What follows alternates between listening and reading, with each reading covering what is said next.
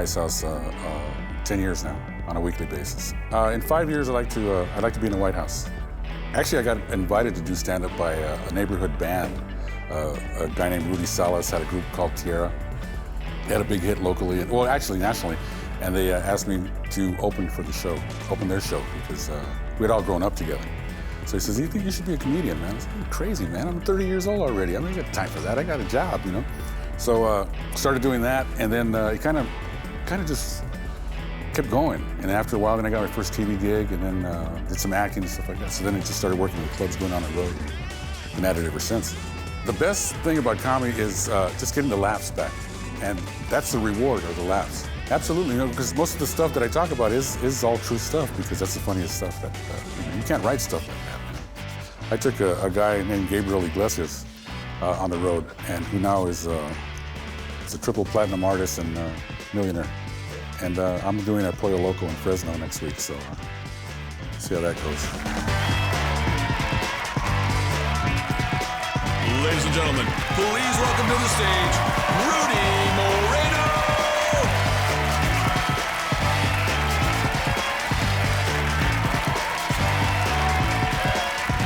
Thank you. Thank you very much. How you doing? Good to be here. Good to be here, all right. Yeah, I want to thank the producers of this show for putting me up at that lovely hotel, La Quinta. The one in Compton. Been doing some traveling, just got back from Washington, D.C. One day soon, maybe a Latino president. That would be cool, yeah? Not right now. Not right now, because, you know, if we get a Latino president in there right now, in 6 months, the White House would be in foreclosure. So we gotta wait a little bit, you know? And then went to Mexico, went to travel down to Mexico, went to the motherland down there, took my cousin with me who's gay. It's no big deal that he's gay, but, you know, at the border, when you come back, they ask you questions like, do you have any fruit in the car? And,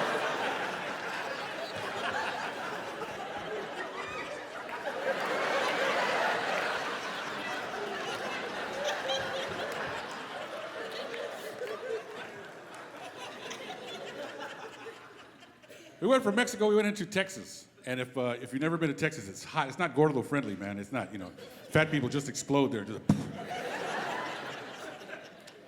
I went to El Paso, and what I love about El Paso is that the Mexicans in El Paso, they speak different than the other Texans, you know what I mean? They have this gesture that they do this. I didn't know what that was, man. I got to the airport, I got off the plane, went into the cab, told the guy, "Where's the comedy club from here?" "No, pues está para allá."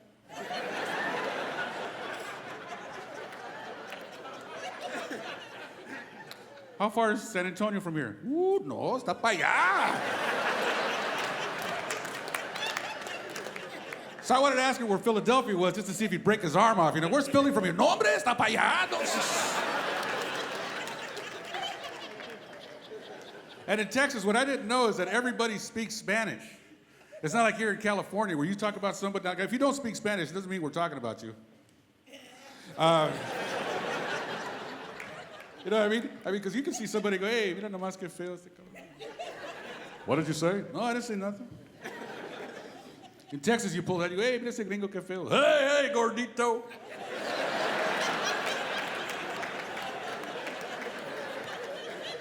"Habla español, okay? I'll kick you in your chalupa." "Okay, all right, sorry." Well, my favorite place to go, man, is San Francisco. I like San Francisco. It's a great town. San Francisco's got a lot of historical places, a lot of museums, a lot of nightclubs, a lot of jazz clubs, a lot of Chinese people. A lot. I mean, you're walking down the street, they're bumping into you, man. Just, "Hey, watch out, man. Orale." You know, finally I got upset. I went, "Hey, you." You know what he told me? "How you know my name?"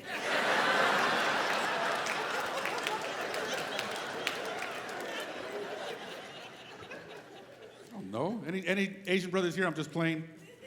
Okay, because they're very funny people. They're very quiet at the club or in the audience. "Oh, you so funny, fat man. Ha, ha."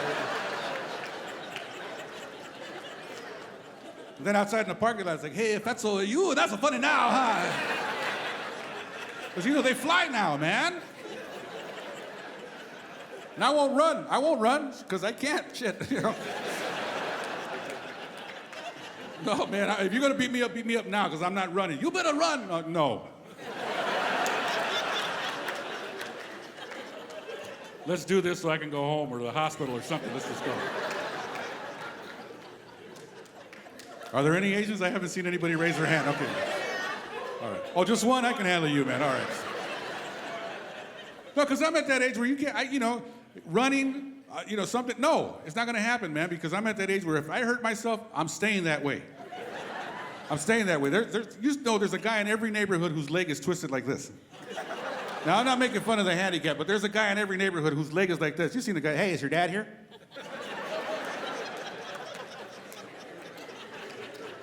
Hey, I just want to borrow the ladder. Can I get that? Okay, tell him, all right, I'll be back in a second.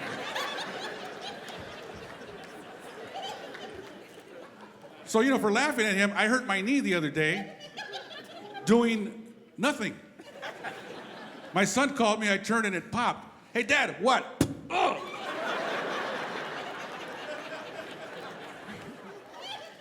You're grounded.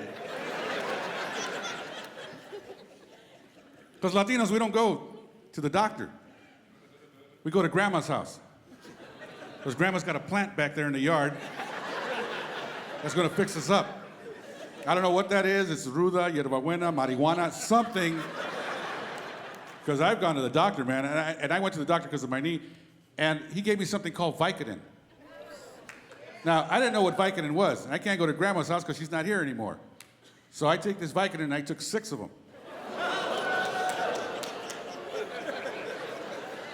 I was high, Jack.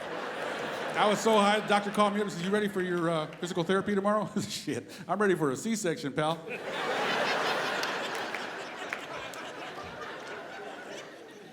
Because back in the day, you would just drink a beer. Let's take care of stuff, man. You know what I mean? And this is the end result of beer and burritos. Because that's the diet, man. You know what I mean? This stuff about working out, it's overstated. I mean, my wife got me a Stairmaster one time for Christmas. I stared at it all day, man. Nothing happened.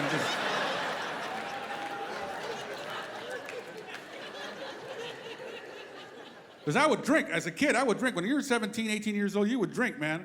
And we would drink in the neighborhood. And my favorite guy in the neighborhood was this white guy that grew up with us. He moved from Gary, Indiana to East LA. I don't know why. He was doing community service or something. His name was Roland John Schaefer Jr. That's white, huh? Even the white people in the audience are going, my God, yes, that's pretty white. It was funny because I would go out drinking with him and then go to his house because I didn't want to go home because my mother was waiting for me. Now, his mother was waiting for him too, but it was different at his house because we'd drive up and she'd, honey, she'd be standing out on the porch, turn the car off, turn it off. What's the little Latino boy's name? What is it, Jose, Carlos? Honey, ¿cómo se llama? Rudy? Oh, I didn't know you spoke English. Come here, honey, both of you. Now, I understand you've been drinking. It's part of growing up, I understand. And I want you boys to come inside and go upstairs, okay? Come on, Rudy, come on, I'll call your mother right now. Go on, Roland. You boys. End of story. That was it. Me too? And I would go, right? Now, my mother would wait, because, I'd bring Roland to my house every once in a while, because I figured she wouldn't beat me up because I got somebody with me. She beat the hell out of both of us, you know what I mean? Because the favorite weapon in a Mexican mother's house is a shoe. It's called a chancla. It's a slipper. It's this big, it's got that much rubber on the bottom of it. On my butt today, it still says, Hecho en Mexico.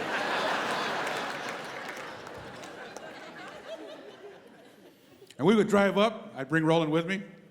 My mother would be standing on the porch. Uh-huh, yeah, no más. Hey, no, tú cabrón, you live here. ¿Cómo se llama este güero? Roland John. That's too long, I'm gonna call him Bucci. Come here, ven para acá. Come here. Come here. Come over here. You too, Bucci, come here. Qué bonito, ¿no? Sí.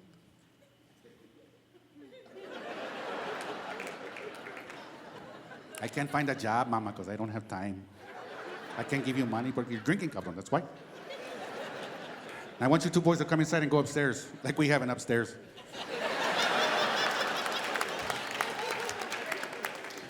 Okay, Roland, you go over there, lay down next to the dog. I'm gonna call your mother tomorrow. Okay, ven pa acá, tú, cabrón. Come here. And you could hear that shit like Clint Eastwood.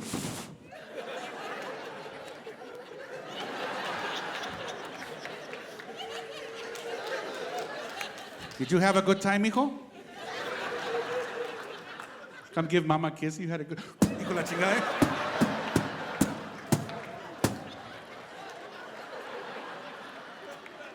Any neighbors? No neighbors?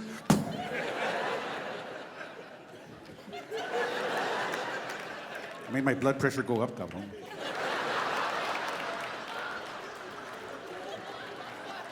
Okay, get up now. Mijo. Mijo. Mijito. Oh my God, they're gonna call it child abuse. Mijo. Don't mess around, you know I'm on parole, man. Come on, get up. Whip your ass that way, and then what did they do? They took care of you, right? You'd be bleeding, have that snot bubble, blood coming out of your ears and shit. Sit down, sit down, sit down. Quit crying, quit crying. Sana, sana, colita de rana. Spit! Saliva on your forehead. Everybody knew you got your ass kicked because you had this spot of spit on your head. It was called discipline then. My son told me, you hit me like that, I'll call the cops. How about you call the coroner? Because that's the only one that's showing up.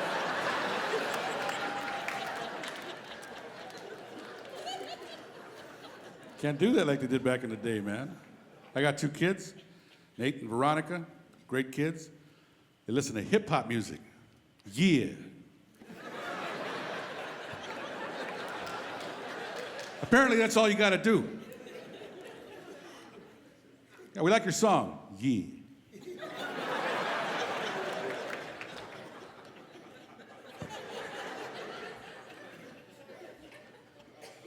They don't romance anybody anymore, you know? Sit down, okay. Back in the day, you had Smokey Robinson. You had Temptation. You had some Motown. You could romance a woman, you know? Turn the lights down, put some candles on, get some of that good Kool-Aid with the wine and shit. Put on some Barry White. If you had some Barry White, you were getting laid. Yeah. Didn't matter how ugly you were, where you came from, how old you were, Barry White was coming on. But you had to have it on an album. It's a round thing for those youngsters in here. The round thing made out of vinyl. You put it on another old thing another antique called a stereo, a turntable. Put the arm, the needle on the record, put that quarter on top of the needle. And Barry would start, "You like it like that?" Naked. Her too, man.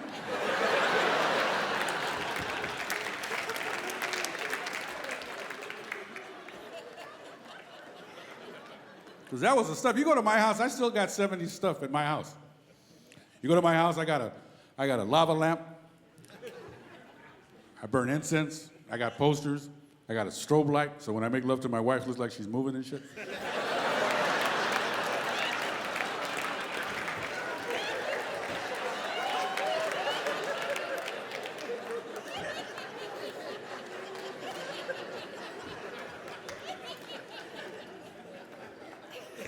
But I love hip-hop. I just don't understand the attitude. Why are they upset? What are you mad about, man? You know what I mean? You're making zillions of dollars. Yeah, I'm pissed off, mad about shit.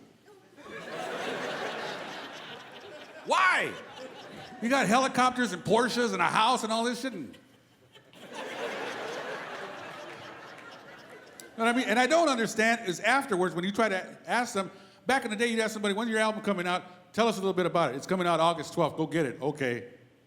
End of story. Now, tell us about the experience in the studio. Yeah, no, check this out, man. No, for real though, dog. Yeah, we was just laying down some beat. Yeah. You know what I'm saying? No, goddammit, I don't know what you're saying. You know what I mean? Speak English. So, you know, my kids listen to this, so I gotta get involved, man. So I called my agent. I have this Jewish agent. His name is Marty Cohen. In Spanish, it's maricón. And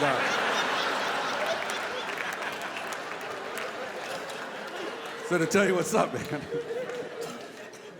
And I called him up and I said, hey, man, I need to open for some rap group, some hip hop group, something.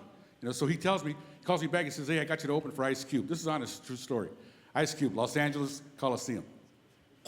So my son and my daughter are cool. I'm telling you, they're great kids. My daughter went to school, got herself a job, got herself an education. She's out of the house. She's 11, so. My son, on the other hand, sometimes, man, because it's like talking to the Cowardly Lion. You throw the trash out.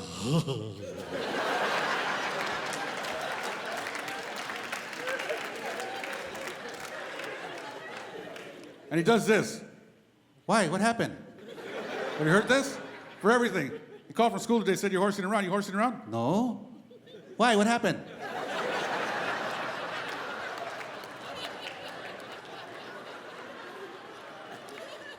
So I take him with me to the concert, right? So I get to the concert. There's 50,000 people to see Ice Cube. And I'm the opening act. You figure it out. So I get there, I'm there with, right? And we're ready to go see this guy. So I walk backstage, right? I figure I'm on the show. I know him too. So I walk back, I go, hey, what's up? Ice cream?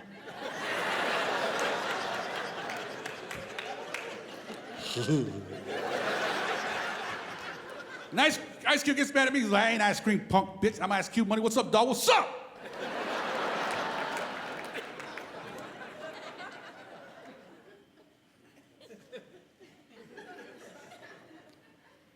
Why? What happened?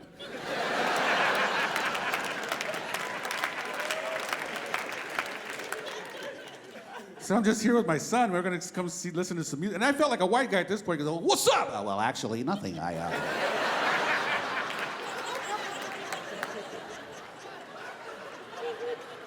Just here to listen, right, son?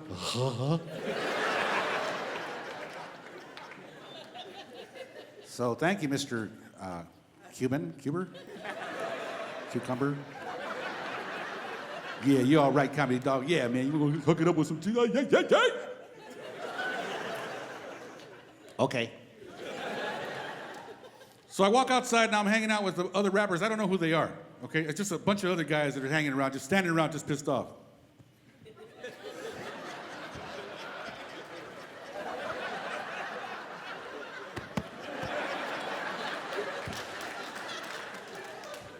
So I'm standing there too, man. So then I'm not talking to them, I'm just absorbing stuff, and all of a sudden I start getting an attitude, talking about, yeah. Went home with that attitude, knocked the door down to my house. Tell my wife, yo, what's up?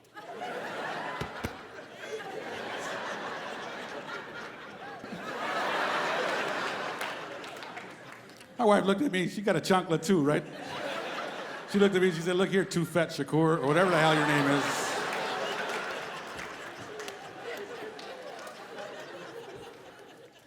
Been married a long time, man. We've been married so long, we're starting to look like each other. That's true, my wife has a receding hairline and a mustache. And I got big boobs, so.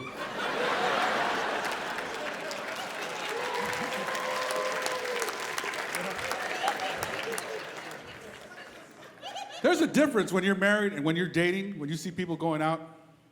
It's just the attitude, man, because when you're first dating, you're trying to be impressive, man, you know what I mean? So you walk into a club or you walk into a comedy club, it's like, come on, baby, no, it's gonna work out. No, it's gonna start right now. You wanna sit here? Hold on a second. Sit right there. Give me a kiss, baby. I love you too. You look good. You look good. You hungry? Because if you're hungry, I'm hungry. Let's get a drink. Let's get the same drink. Yeah, let's do that. Come on, let's get the same drink, all right? Excuse me, waitress, can I get, yeah. 2 margaritas. Yeah, thank you. One for me, one for my girl right here. Thank you very much. Thank you. You're gonna bring your drinks in now. Give me a kiss. Shut up. Ever see married people walk into a place? People been together for a long time? It's a different step, man. It's like, let's go, Gloria, let's go. Come on, let's go. Let's move it, woman, Jesus. What? No bullshit, I'm sitting here.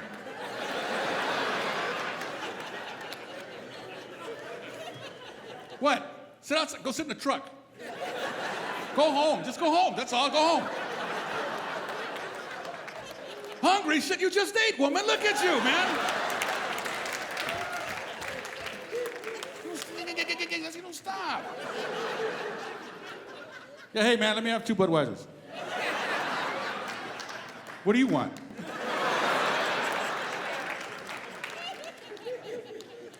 But after all this time, I'm telling you, man, the only thing I ask from my wife now is just let me watch the game. Let me watch my football. That's all I'm asking. You know what I mean? So she said, okay, fine.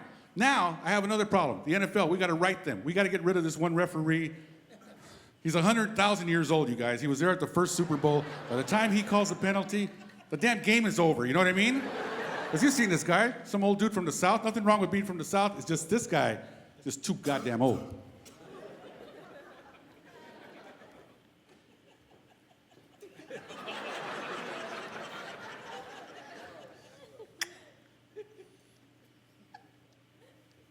Holding.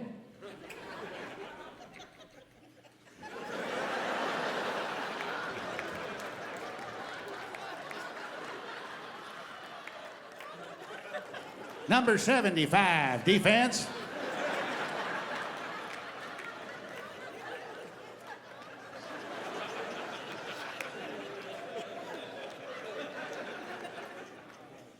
Second down.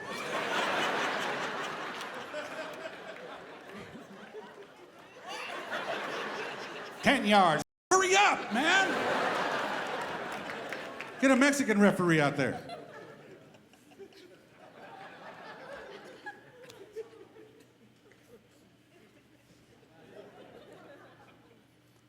Holding. Move, Holmes. Oh, that vato right there.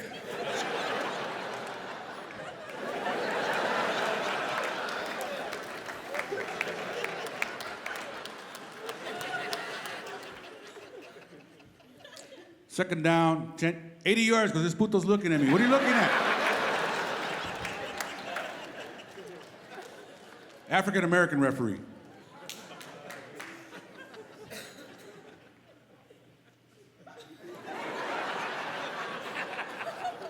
I didn't see shit. God bless you guys. Good night. Thank you. The story about my son and going to see Ice Cube is a true story. He was young then, you know. That's why he gets tired of hearing this story because now he's grown, you know, and he could beat me up. But it was a true story. We went there and it was like, you know, all these people there to see Ice Cube, and I had no idea who he was, had no idea what to expect. And I mean, it was a gangster fest, man. You know what I mean? So I'm trying to protect him, and he's laughing, and I'm scared walking around. So who are these people, right? So, but that's where that started. I try not to, and it's funny because I'm a heavy-set guy, so I try not to eat before, and I try not to drink any alcohol or anything. Try to go out there with a clear mind, and once in a while I may misstep that and have a little drinky pool. Listen up. Yes, we're having Patron. Patron. Patron. I don't normally drink tequila, but when I do, I get pretty But no real rituals or anything like that. Just kind of go out and have fun, you know. My wife and I have a great relationship, great marriage, but it's just funny because I see guys that they got married at the same time I got married, and they're just upset with, you know, what they did. You know, it's like, got married, better stuff, done that.